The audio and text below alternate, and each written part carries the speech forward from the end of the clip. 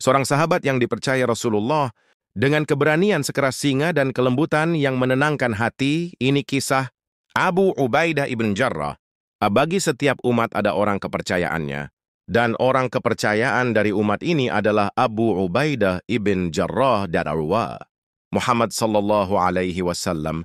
Wajahnya bersih lagi elok, pandangan matanya mempesona, tubuhnya kurus tinggi, kulit pipinya tipis, menyenangkan bagi yang melihatnya dan menenteramkan hati yang menatapnya. Di samping itu dia lemah lembut dalam pergaulan, sangat rendah hati, sangat pula rasa malunya. Namun bila keadaan genting dan membutuhkan perhatian sungguh-sungguh, dia menjadi seekor singa nan garang. Dia laksana mata pedang yang berkilat-kilat karena ketajamannya. Dia adalah orang yang terpercaya dari umat Muhammad al-Quraisy. Orang-orang biasa memanggilnya Abu al-Jarrah. Abdullah ibnu Umar berkata tentangnya, ada 3 orang Quraisy yang bercahaya wajahnya, yang baik budi pekerti dan sangat rasa malunya. Bila bicara tak pernah dusta. Dan bila diajak bicara tak pernah mendustakan apa yang dibicarakan. Beberapa adalah Abu Bakar Ash-Shiddiq, Utsman ibn Affan, dan Abu Ubaidah ibn Jarrah. Abu Ubaidah termasuk golongan as-sabiqun al-awwalun, golongan pertama yang masuk Islam. Dia memeluk Islam sehari setelah Abu Bakar Ash-Shiddiq, bahkan Ash-Shiddiqlah yang mengajaknya, bersama Abdurrahman ibn Auf, Utsman ibn Mad'un, dan Arqam ibn Abil Arqam. Mereka berempat menyatakan keislamannya di hadapan Rasulullah. Merekalah sendi-sendi pertama yang menjadi pondasi bangunan Islam nan agung dan kokoh. Dalam kehidupannya, Abu Ubaidah mengalami ujian yang amat pedih, seperti yang dialami kaum muslimin Mekah lainnya. Dia mengalami siksaan-siksaan jasmani dan rohani yang tak pernah dialami oleh penganut agama lain di muka bumi ini. Namun ketabahan hatinya begitu mengagumkan. Perkataan dan perbuatan Abu Ubaidah telah menjelaskan keikhlasannya dalam menghadapi segala cobaan karena Allah dan Rasul-Nya. Namun demikian, cobaan yang menimpa Abu Ubaidah dalam Perang Badar telah melampaui batas yang bisa dibayangkan manusia. Al-Kisah, Abu Ubaidah terjun dalam kancah Perang Badar tanpa gentar akan maut.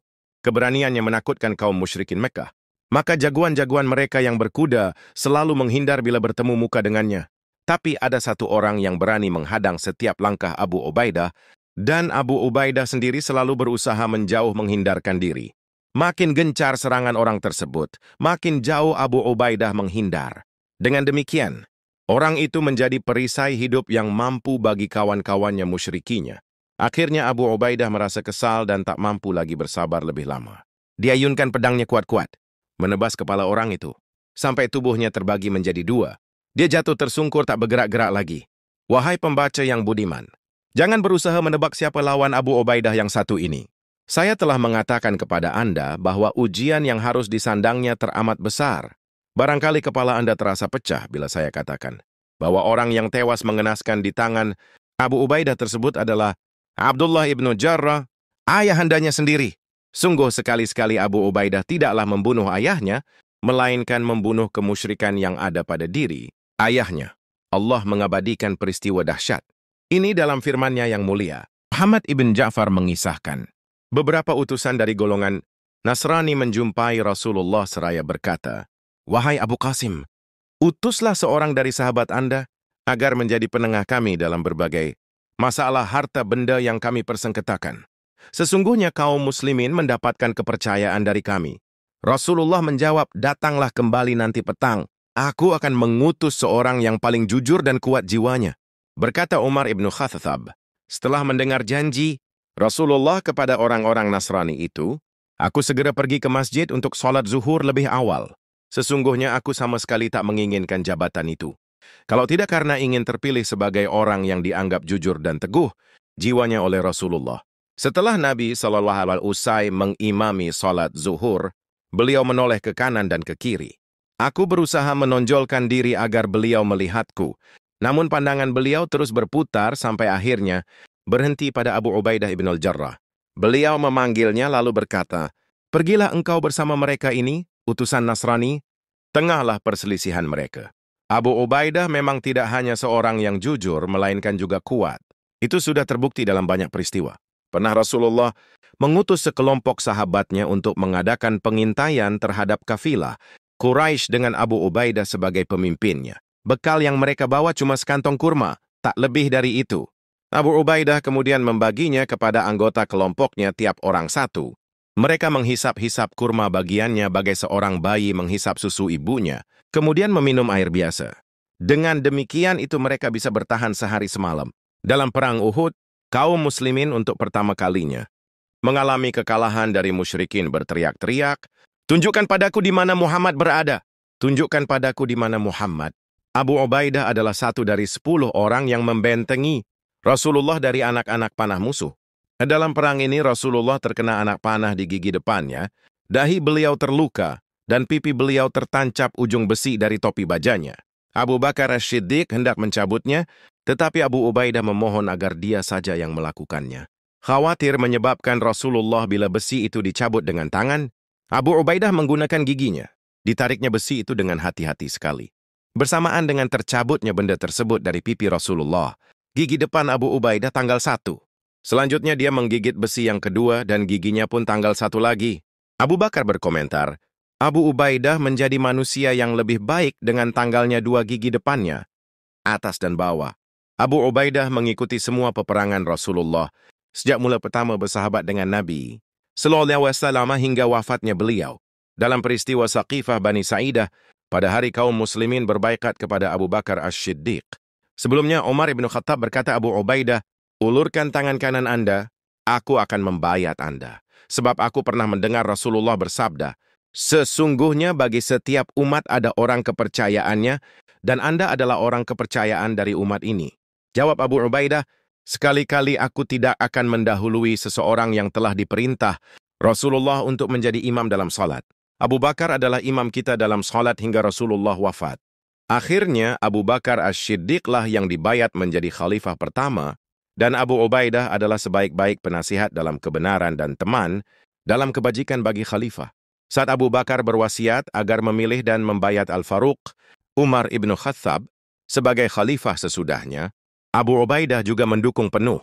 Dia taat dan tunduk pada setiap perintah Khalifah Umar kecuali sekali saja. Tahukah Anda dalam masalah apa itu? Waktu itu, Abu Ubaidah berada di Syam dan memimpin kaum muslimin dengan hasil kemenangan yang satu ke kemenangan yang lain. Allah akhirnya memberinya kekuasaan atas seluruh Syam sampai wilayah Furat bagian timur serta Turki bagian utara. Negeri Syam sedang dilanda wabah sampar yang ganas. Rakyat belum pernah mengalami wabah sampar yang separah itu, yang menelan korban jiwa tidak sedikit. Umar ibn Khattab menulis surat kepada Abu Ubaidah sebagai berikut. Aku punya keperluan yang tidak boleh tidak, kecuali Anda yang harus mendampingi di sini. Bila surat ini sampai pada malam hari, kuharap Anda berangkat tanpa menanti pagi. Dan bila surat ini sampai pada siang hari, janganlah menunda hingga malam tiba. Menerima surat perintah ini, Abu Ubaidah memberikan balasan, wahai Amirul Mukminin, aku telah memahami keperluan Anda. Tetapi aku sedang berada di tengah-tengah kaum muslimin yang sedang ditimpa malapetaka di Syam ini, dan tidak yang patut aku menyelamatkan diri sendiri. Aku tidak mau meninggalkan mereka sampai Allah menetapkan takdirnya atas diriku dan mereka. Bila surat ini telah sampai di tangan Anda, bebaskanlah aku dari perintah Anda dan izinkanlah aku tetap tinggal di sini. Setelah membaca surat tersebut, Umar ibn Khattab menangis terseduh-seduh, sampai orang-orang yang ada di sekelilingnya bertanya gugup, apakah Abu Ubaidah wafat Amirul Mukminin? Tidak, jawab Umar, tetapi kematian itu dekat kepadanya. Dugaan Umar tidak meleset. Tak lama kemudian Abu Ubaidah tertular penyakit sampar sampai merenggut nyawanya. Sebelum menghembuskan nafas terakhir, dia berpesan kepada seluruh pasukannya, saudara-saudaraku, aku ingin meninggalkan pesan yang bila kalian mengikutinya niscaya akan selalu dalam keadaan baik. Pertama, laksanakanlah sholat 5 waktu. Kedua, berpuasalah pada bulan Ramadan. Ketiga, lakukanlah ibadah haji. Keempat, berumrahlah. Kelima, saling berwasiatlah satu dengan yang lain. Keenam, patuhilah kepada pimpinan. Jangan menghinanya mereka.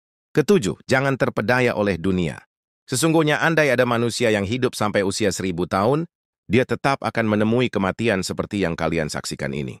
Sejenak kemudian, Abu Ubaidah berpaling kepada Mu'adz ibn Jabal. Katanya, wahai Mu'adz, pimpinlah kaum muslimin dalam salat mereka. Lalu keluarlah roh suci Abu Ubaidah dari tubuh kasarnya. Mu'adz segera berdiri dan berkata, wahai saudara-saudara, kalian telah dikejutkan oleh kematian seseorang, yang demi Allah aku belum pernah melihat orang yang seperti dia. Dia baik, jauh dari kedengkian dan kejahatan hati, lebih mencintai akhir kehidupannya, dan tulus mengabdikan diri demi kepentingan umum. Mohonkanlah ampunan dan rahmat kepada Allah untuknya, semoga Allah mengasihi kalian.